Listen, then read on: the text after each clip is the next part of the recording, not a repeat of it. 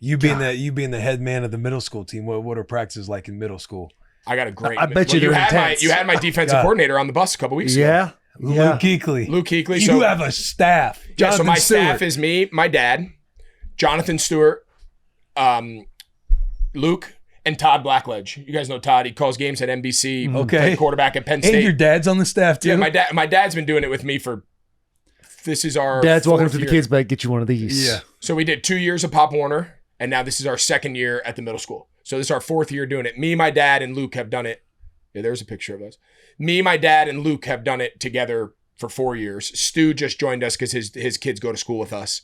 So you spotted him out. You're like, hey. Yeah, I was like, Stu, let's move in town. You need something to do. Let's go. Yeah. His daughters are little, but yeah, man. So we have a blast, and we run real practices though. We're fortunate that we have a big staff. For middle school, 5 guys. We sometimes have a 6th. Like 6 guys on a coaching staff in middle school is like 100. So we're doing individual team takeoff, individual offense, defense. Like we can really spread everybody out, do a ton of individual work. There was us last year getting ready under the lights at our school. That was sick.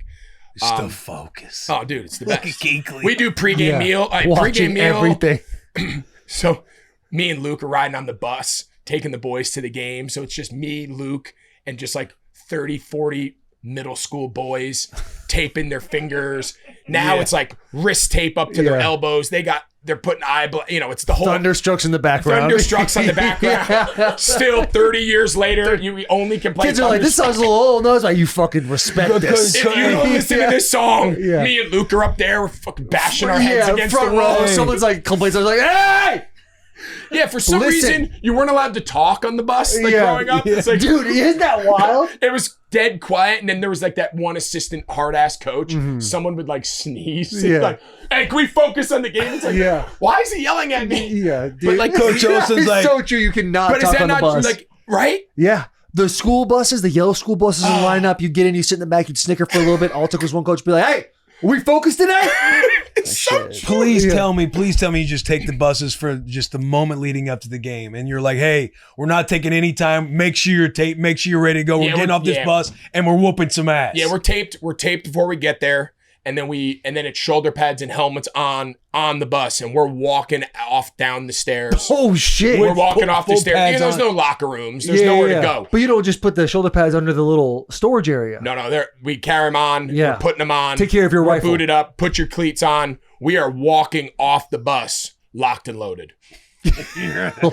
So last year, Luke and I are on the bus with the boys, and we're going to one of our away games. And Luke's like taking attendance, like making sure because it's just the two of us, the bus driver, and we're responsible for all these kids.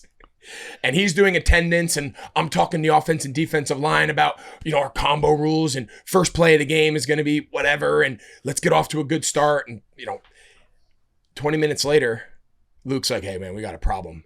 Because I'm looking back at the boys, talking to the kids. He's like, we're back at school. I'm like, what are you talking about? He's like, the bus driver just went completely in a full circle, and we're back where we started. We end up being 30 minutes late to our game. Me and Luke are sweating. Parents are texting us, where are the kids? They're waiting for us.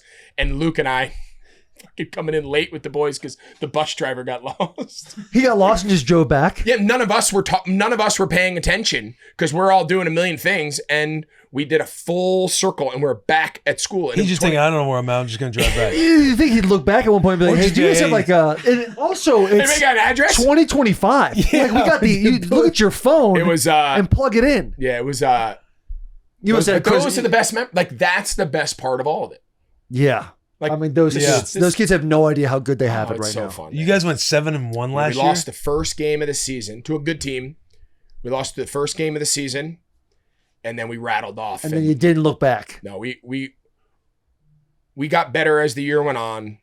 We only had like 30 kids on the team last year. We got like 50-something this year. All right, the energy's building. But we had a really good group of 8th graders. They just hadn't played a lot of football before. Like a lot of first-time kids. We're teaching kids how to put helmets on, how to buckle chin straps, how to put, how do you do the clip on your shoulder pad? Like part of our practice was like that. Like we had a lot of kids. They didn't know what they didn't know. Yeah. Understanding how to get dressed is something that nobody ever talks to you about. I played 1 year. I played Pop Warner when I was a corner, 3rd grade. Nice. And I didn't play again until my freshman year. But I remember going to my freshman locker room. all the kids are like getting dressed, and I'm watching them. Be like, okay, I guess that's a hip pad. I'll put that on my hip. Yeah. And I had to I was like watching the kids. Remember I was the last how one hard dressed. it used to be to put the pads in your pants? You had to weave the hip pads that loop. weaving in, yes. Insane. And then you get to college and you find the shorts that have the hip pads that are built in. Yeah. And you might be a little too old for that. You might have been playing in college with them things. We wore girdles with our hip and our butt pad. And then our pants, we would put the thigh pads and the knee pads in our pants. Yes. That's what we used to do. Now, all of the pads are all built into the girdle. Mm-hmm. So they pull up a girdle, thigh, hip, butt, all that. And then they just put knee pads in their pants, and that's what the kids wear now. So it's actually pretty easy. Isn't it wild that like when you're in high school, it's how big can I look? Like I need the biggest thigh pad, the biggest knee pad. But the older you get, it's like how tiny can I make these pads just so I can be bigger, faster, 100%. stronger? It's crazy how much it changes. It's so true. It's the best though. There's nothing better. Dude, are there any moments you still get a little bull in the ring in? We don't. Oklahoma drill? It's illegal now, yeah. right? I'll tell you, it's a good question though. We don't do bull in the ring. We don't do Oklahoma eye opener. You remember eye opener? Where like one guy would go sideways and you would shuffle and there was cones and I'd pick a lane and we'd go. Yeah. And like you're standing in the back I never of the line. did that. Or like the ball carrier would run sideways.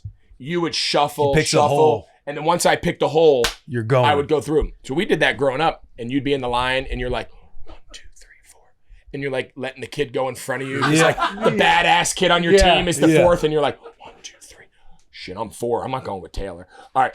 Will's gonna. All right, you know what I mean? Like you're doing the math in your head. Like there was you learned a lot of shit at football practice when we were growing up. Like that was your mom and dad weren't there. Survival of the fittest. That coach, he didn't give 2 shits. He could have run you till you died. Like no one cared. Yeah. We can't do that anymore. Parents are there. I'm not worried about the parents. Like the parents are watching. How about everything. pursuit drill where we do. You got a runner going. You got low pursuit. You got high pursuit. Yeah. It's like 2-on-1. You have We do we do a ton of pursuit drill. We had a kid actually break his nose bumping in first practice last week, in the summer. No pads, but we just tag off and we teach in, out, setting edges. You know, who are inside hitmen, who are our force perimeter players. Like get them running to the ball. We do D-line.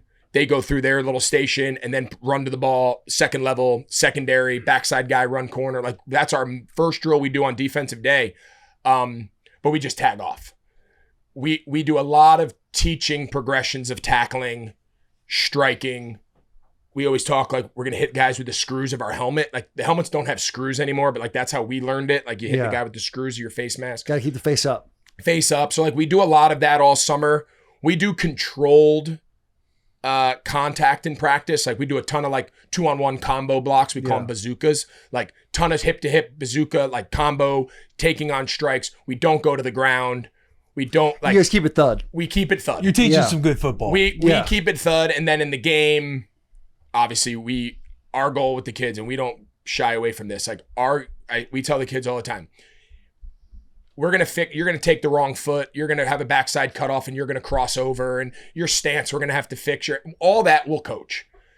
When you come play our team, our goal is when you're sitting in the stands on the other team, it's like, I'm not sure if I want my kid out there. This is fast, it's violent, they're playing to the ball. Like, and I'm talking within the confines. We don't like no dirty stuff. Like we have no patience and tolerance for any of the extra stuff. We finished though. But we are playing, we always say to the kid, we're playing real football. We're here to take a motherfucker's soul. We're playing football. We're not going to do it dirty, but we're taking their life. No, we're not hitting people low. We're not teaching people to hit them in the legs. Like we have high school rules. You're not allowed. Like there's no chop blocking. There's no cut blocking. Like everything's above the waist. So kids are protected in that regard. But like we don't strike with our helmets. We don't strike with the top, but we do strike with our face masks. And we do block with our face, and our hands are behind my hands. My face is behind my hands, and I'm striking coming off the ball. I mean, we're playing real football. Like our job in a year or two, these kids are gonna be playing high school ball, and we play in a very competitive league. We got real dudes. Our running back just committed to Nebraska.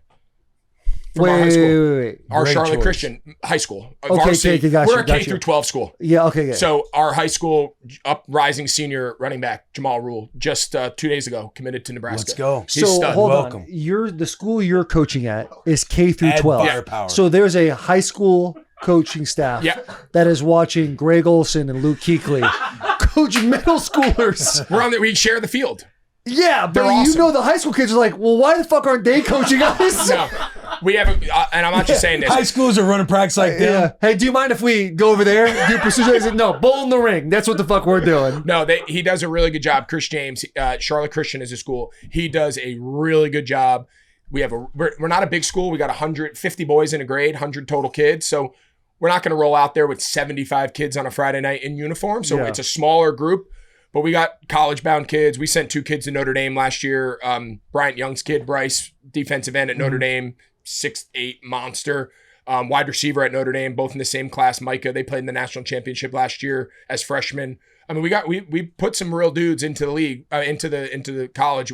We just don't have a million of them because it's just a small school. Yeah. Well, awesome. When you're talking about doing thud, not taking guys to the ground, what's the anxiety level for you on tackling quality the first game of the year? I want to see us play violent. Like, we are going to teach. We are going to run. You might whiff. We might got to teach keeping our head up and striking backside. And we're big on, like, we set firm edges. Like, every one of our practices, edge wall swarm. We are setting hard edges. Our inside backers, like our run and chase guys, like some of our better players, like, we're all inside out hit men. We don't overrun the ball. If the ball gets outside the numbers on a high school field, like, somebody really screwed up.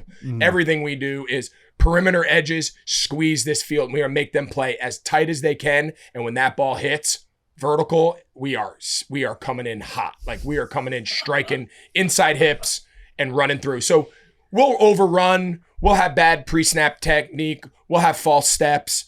Our linemen won't get off on the ball. We'll jump off sides like that. Normal. They're 13. They're young. That stuff will happen all season long.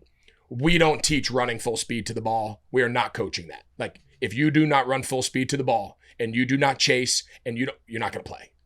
Like, that's it. Love that. And we always tell the kids, this is not a big versus little. We have little kids who play. We have big kids who don't play.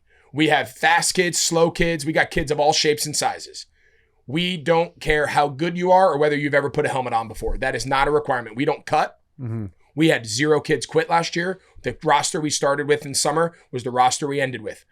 If you show up every day willing to be coached and willing to learn and do things to the best of your ability, we will find something for you to do. You might not be the running back. Get me juiced up right now. But you might not be the running back, right? I'm gonna run through a wall. Put me on your 13-year-old's team. We'd take you. You'd play. You think so? I can find a job for you right now. But yeah, like, and when we demo drills, it's like, all right, Stu, you're the back. Show these guys the path of how we want to get to the edge. All right, Luke, he's going through the bag. He's teaching inside out, downhill, never overrun, inside hip trail. I mean, like, Luke is demonstrating and Stu's running with the ball, and I just get to stand there and orchestrate. Like, it's pretty cool. So that's clearly your day one opening speech to the full squad. You keep the full squad intact. What is a Greg Olsen halftime speech look Depends like? what the score of the game is. Say you're down. Say you're down 7. You shouldn't be down 7. We shouldn't be down. We got but guys we are. flopping ass, leaving their feet, So halftime is not finishing to the football. Yeah, we have no patience for that shit. so I'll tell you what halftime looks like for us. There's no locker rooms, right? It's grab the water. One of the young 7th graders grab the water little carrier thing. Has like the 6 sections of the water. Yeah. Bring it over to the bench. Take your helmets off. Sit down. Catch your breath. We'll get them together. I coach the O-line and D-line. Like, that's my jam. I spend every day, every minute with the O-line, D-line. We alternate offense, defense days back and forth. Most of our good kids play both ways, just because we don't have enough kids. But yeah, it's offensive line. Where are our corrections? Is it the front we practiced all week? Is the front different? Are we coming off the ball? Are we finishing? Are we all just offensive line driven stuff. But then we take like a 4.5 minute break because my daughter is on the cheerleading team. So we make all the boys stop and they got to watch the girls dance. So they come out and they do like their halftime routine. So like, I'm all over these middle school kids and we're coaching our ass off. And then it's like, stop. And then I'm like, dance mom. I'm like, dance mom watching. Talbot, good job, honey. Why we got to get firmer in our double teams, and who's the left? Hey, we got to set this edge, that ball, and then you go back to like and the girls are like running off with their pom-poms, and I'm like, good job, honey, you did so good. And then you're just like back wearing the kids out. So it's a mix of both. Like, we tell the kids all the time, and we tell the parents, no one is going to love your kids more than us. No one wants to see your kids have more success than us. But we are going to coach the shit out of your kid. But we are going to get to the point where they trust us and they know we love them and they know we want to pour into them with everything we have.